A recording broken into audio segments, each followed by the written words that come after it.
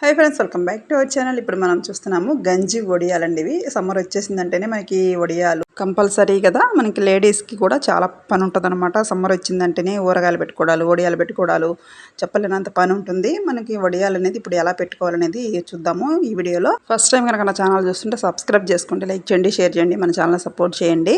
ఈ విధంగా వడియాలు అయితే మంచిగా ఆయిల్ కాగనిచ్చిన తర్వాత వేసుకొని వడియాలు అయితే ఈ విధంగా తీసుకోవాల్సి ఉంటుంది. పిల్లలు పెద్దలు అందరూ ఎంతో ఇష్టంగా తింటారు. ఈ ఈవినింగ్ స్నాక్స్గా కూడా పిల్లలకి చేసి పెట్టేసొచ్చు. పప్పు చారులోకి నంచుకొని తినొచ్చు. చాలా బాగుంటాయి అనమాట. వడియాలు అనేది కంపల్సరీగా ఉండాల్సిందే, ప్రతి ఇంట్లో చేసుకుంటారు కదా. వడియాలని మనం చాలా రకాలుగా పెట్టుకోవచ్చు. ఇప్పుడు ఒక రకం అయితే మనం చూస్తాం వడియాలు అనేది. దీన్ని గంజి వడియాలు అంటారనమాట. గంజి వడియాలు అంటే ఏంటి, ఎలా ఉంటాయి అనేది ఇప్పుడు మనం ఈ వీడియోలో చూడబోతున్నాము. మనకి వడియాలు అనేది చాలా బాగా పొంగుతూ వచ్చాయి కదా. మనం ఎక్కడ సోడా ఉప్పు కూడా వాడలేదనమాట.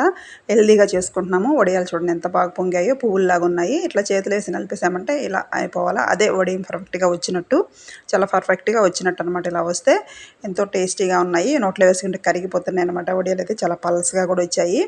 చాలా ఈజీ అనమాట. చాలా ఈజీగా చేసేసుకోవచ్చు. ఈ వడియాలని ఎవరైనా చేసేసుకోవచ్చు, అంత బాగుంటాయి అనమాట.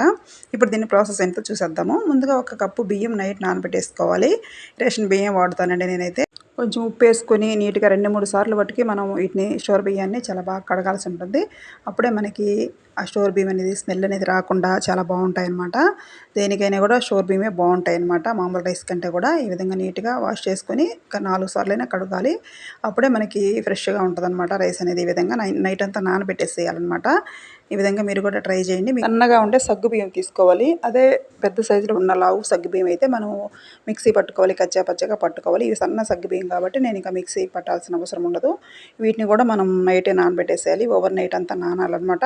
అప్పుడే మనకి తెల్లారేసరికి బాగా మనకి సగ్గుబియ్యం అనేది బాగా నాని బాగా ఉబ్బుతాయి అన్నమాట. అప్పుడే మనకి గంజి బాగా వస్తుంది. మన వడియాల్లోకి మంచి జిగురు వస్తుందన్నమాట. అప్పుడు ఇంకా 2 పచ్చిమిర్చి, 1 ఇంచు అల్లము, జీలకర్ర ఇవన్నీ కూడా తీసుకోవాలి. తగినంత ఉప్పు కూడా తీసుకోవాలి. తెల్లారేసరికి ఇలా బాగా ఉబ్బిపోయినాయి అన్నమాట. మనకి వడియాలకి ఇలా అయితేనే బాగుంటుందన్నమాట.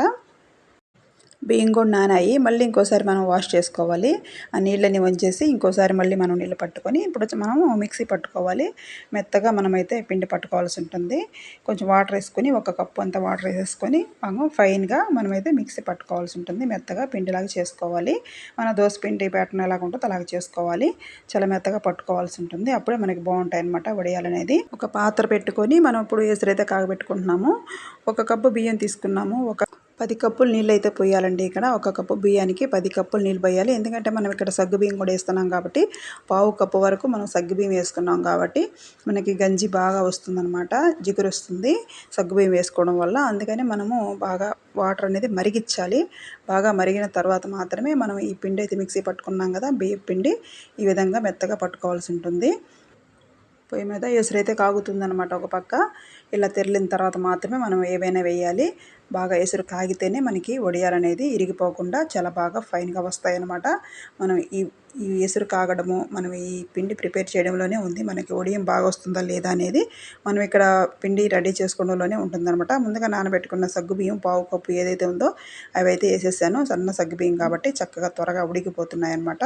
అదే లావు సగ్గు బియ్యం అయితే మనము కచ్చా పచ్చిగా మిక్సీ పట్టుకొని వేసుకోవాల్సి ఉంటుంది, పొడి చేసుకొని వేసుకోవాల్సి ఉంటుంది. ఇంకా పచ్చిమిర్చి, అల్లము, జీలకర్ర ఇదంతా కూడా దంచేసుకోవడం వల్లే బాగుంటుందన్నమాట. వడియాల్లో చక్కగా మనకి కనిపించకుండా పైన కలిసిపోతుంది. ఇంకా తగినంత ఉప్పు వేసుకోవాలి. ఉప్పు ఎక్కువ కాకుండా చూసుకోవాలి. ఎక్కువైతే మాత్రం అస్సలు తినలేము మనము. వట్టి తింటాం కాబట్టి ఎక్కువైతే అస్సలు తినలేము. ముందుగా దంచుకున్న అల్లం, ఇంకా పచ్చిమిర్చి దంచుకున్నాం కదా కచ్చా పచ్చగా, అవి వేసుకున్నాము. ఇవన్నీ వేసుకొని బాగా తెరలనివ్వాలి. ఇప్పుడే మనకి వడియాల పిండి అనేది రెడీ అవుతుందన్నమాట. ఇంకా ఎక్కడ విరగకుండా పాడవకుండా రెడీ అవుతుంది. ఎవరైనా పెట్టుకోవచ్చు. కొలతల ప్రకారం పెట్టుకున్నామంటే ముందుగా మనం మిక్సీ పట్టుకున్న పిండి ఏదైతే ఉందో ఇది వేసేసుకోవాలి. అవి ఉడికిన తర్వాత ఒక 5 నిమిషాలు అవి ఉడికిన తర్వాత మాత్రమే మనం వేసుకోవాలి. పిండి ఎక్కడ ఉండకట్టకుండా మనం గరిటెతో చాలా బాగా కలపాల్సి ఉంటుంది. ఎక్కడ కూడా సిమ్లో పెట్టుకొని చేసుకోవాలి, అడుగు పట్టేస్తుంది. లేదంటే ఈ విధంగా రావాలి, పిండి అనేది చిక్కగా రావాలి. అప్పుడే బాగా గంజి వస్తుందన్నమాట. బాగా జిగురుగా వస్తుంది. చిక్కగా ఉన్నా పర్లేదు, మనకు వడియాలు అయితే పర్ఫెక్ట్గా వచ్చాయి కదా, చూసారు కదా. ఈ విధంగా మీరు కూడా ట్రై చేయండి. ఎంత వంట రాని వాళ్ళు కూడా చేసేయచ్చు, పిల్లలైనా చేసేయచ్చు. ఈ సమ్మర్లో మన ఇంట్లో మనం పెట్టుకున్న వడియాలు మన టేస్టే వేరు కదా. సమ్మర్లో అంటేనే వడియాలు గుర్తొచ్చేస్తాయి ఫస్ట్ అందరికీ. ఈ విధంగా మీరు కూడా రెడీ చేసేసుకోండి. ఇట్లా పిండి అయితే బాగా ఉడకాలన్నమాట. మనం వేసేసుకున్నాము కదా ఎసురులో. వడియాల పిండి పర్ఫెక్ట్గా రెడీ అయితేనే మనకు వడియాలు కూడా చాలా బాగా వస్తాయి. ఇంకా మీకు పిండి చిక్కబడింది అనుకుంటే పక్కన వేరే గిన్నెలో వాటర్ అనేది కాగబెట్టుకొని అప్పుడు వేసుకోవాలి. 1 కప్ అయినా 2 కప్పులైనా వాటర్ కాగబెట్టుకొని మాత్రమే వేసుకోవాలి. వేడి నీళ్ళు మాత్రమే వేసుకోవాలి. చల్ల నీళ్ళు అస్సలు వేసుకోకూడదు.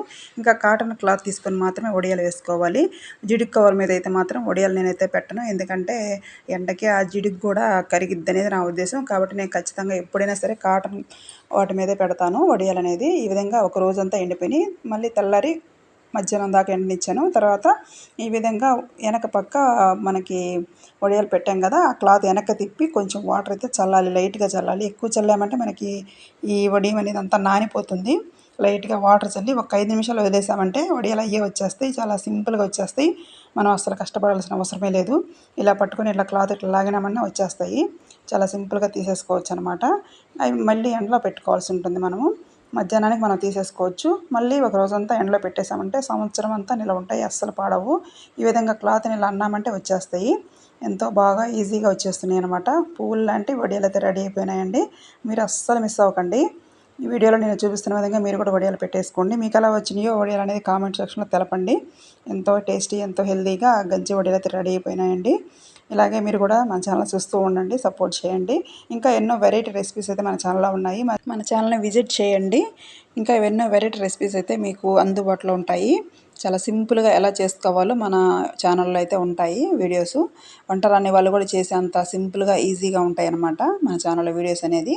ఈ విధంగా అన్నీ కూడా తీసేసుకొని మనం ఒక బేషన్లో ఎండబెట్టేస్తున్నాను. అదే ఎక్కువ కనుకైతే మనం ఒక పెద్ద పట్ట తీసుకొని దాని మీద పల్చగా ఎండేసుకోవాల్సి ఉంటుంది. మనం ఇక్కడ చేసింది కొంచెమే కాబట్టి నేను అందుకని ఇక్కడ ఒక బేషన్లో ఎండబెట్టేస్తున్నాను. బాగా ఎండిన తర్వాత గలగల అనాలి సౌండ్, అప్పుడే మనకి వడియాలు రెడీ అయిపోయినట్టు. ఇంకా తీసుకొని మనం ఫ్రై చేసుకొని తినేయొచ్చు హ్యాపీగా. ఈ వీడియో నచ్చితే ఒక లైక్ చేయండి. ఇలాగ మన ఛానల్ చూసి ఉండి థ్యాంక్స్ ఫర్ వాచింగ్.